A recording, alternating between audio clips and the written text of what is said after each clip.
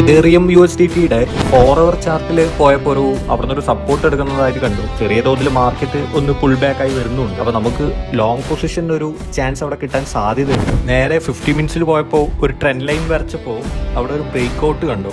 അപ്പോൾ ഏകദേശം ഒരു കൺഫർമേഷൻ നമുക്ക് അവിടെയും കിട്ടി. നേരെ പോയത് എൻട്രി ടൈം ഫ്രെയിമിലേക്കായിരുന്നു 3 minutes.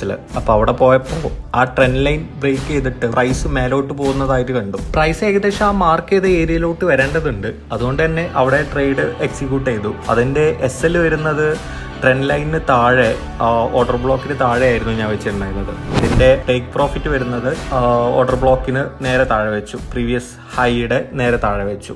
ഏകദേശം ഒരു 2.3 RR വരുന്ന ഒരു ട്രേഡ് ആയിരുന്നു ഇത്. ഇനി നമുക്ക് നോക്കാം എന്താ സംഭവിക്കുന്നതെന്ന്. 1.5 മണിക്കൂറിന് ശേഷം ട്രേഡ് എടുത്ത് നോക്കിയപ്പോൾ കറക്റ്റ് നമ്മൾ മാർക്ക് ചെയ്തുള്ള ഭാഗത്തോട്ട് പ്രൈസ് വന്നിട്ടുണ്ടായിരുന്നു. നമ്മുടെ ടേക്ക് പ്രോഫിറ്റ് ഹിറ്റ് ആയിട്ടുണ്ടായിരുന്നു.